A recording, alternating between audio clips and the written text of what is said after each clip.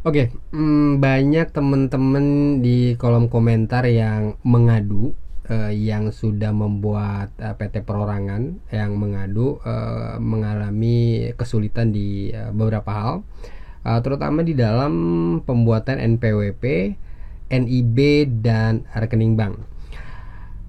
Kita coba bahas satu-satu ya. Pertama, banyak teman-teman nih yang sudah bikin PT perorangan, sudah dapat SK-nya dari Kementerian Hukum dan HAM, tetapi belum mendapatkan NPWP-nya. Jadi seharusnya ketika kita membuat PT perorangan secara online, dalam jangka waktu 1 atau 2 hari kita sudah mendapatkan NPWP elektronik ya, langsung di email. Tetapi beberapa teman tidak mendapatkan email NPWP elektronik tersebut.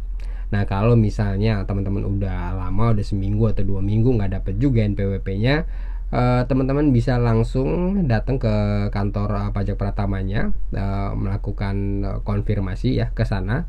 Jangan-jangan memang NPWP-nya sudah dibuat tetapi memang belum dikirimkan ke email teman-teman gitu. Jadi kemungkinan NPWP-nya itu udah jadi, karena biasanya sih otomatis ya, begitu kita daftar PT perorangan di Kementerian Hukum dan HAM, NPWP-nya sudah langsung ada. Dan biasanya kebetulan saya pernah bikin, NPWP-nya langsung dikirim ke email dalam jangka waktu 1 atau 2 hari setelah pendirian PT perorangannya. Jadi kalau misalnya ada kesulitan mengenai pembuatan NPWP-nya, silakan teman-teman langsung konfirmasi ke kantor pajak pratamanya. Lalu yang kedua, soal NIB atau nomor induk berusaha. Ini juga kadang-kadang banyak teman-teman yang sudah bisa mengakses OSS tapi ditolak untuk membuat NIB-nya secara online. Nah, kalau misalnya teman-teman juga udah ngurus NIB-nya, udah pengen membuat NIB-nya secara online tapi nggak bisa-bisa juga ya, teman-teman juga bisa langsung mendatangi kantor PTSP-nya ya, secara langsung menemui petugasnya untuk minta dibuatkan NIB-nya. Mungkin ada hambatan ya di dalam sistem OSS-nya. Biasanya sih terkait masalah ketidaksesuaian data. Kalau teman-teman menemui hambatan tersebut ya, teman-teman bisa langsung kunjungi aja ke kantor PTSP setempat dan minta dibuatkan NIB-nya. Kebetulan ada juga teman saya yang membuat NIB-nya itu ke kantor PTSP setempat, dan bahkan petugas di kantornya sendiri ada juga yang nggak tahu atau nggak ngerti konsep PT perorangan ini, sehingga di kantor PTSP pun kadang kita bisa mengalami kesulitan. Yaitulah salah satu tantangannya ya dalam mendirikan PT perorangan, karena ini konsep PT atau perusahaan badan hukum PT yang baru, konsepnya masih baru sehingga masih banyak hambatannya. Lalu ada juga teman-teman yang kesulitan untuk membuat rekening bank.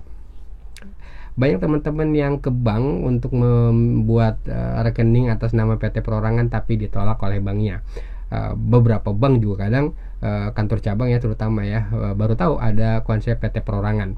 Dan kadang-kadang juga pihak bank tetap meminta adanya akta dari notaris. Nah, kalau teman-teman juga menemui hambatan ketika membuat rekening bank, pilihannya ya antara pindah banknya atau mengurus akte notarisnya. Akte yang dimaksud di sini adalah akte penegasan pendirian PT perorangannya. Mungkin teman-teman komentar, ya kalau bikin akte notaris ya sama aja dong dengan bikin PT biasa. Sebenarnya enggak ya, beda ya antara akte penegasan dengan akte pendirian. Yang dibutuhkan di sini adalah akte penegasan. Jadi ada akte notaris yang menegaskan bahwa kita sudah mendirikan PT perorangan. Kalau dalam pendirian PT biasa itu namanya akte pendirian yang isinya adalah anggaran dasar. Kalau kita membuat itu ya sama aja kayak kita bikin PT biasa dari nol lagi dengan persyaratan yang mungkin lebih rumit dan biaya yang lebih mahal. Tapi kalau di sini akte yang dibuat adalah akte penegasan.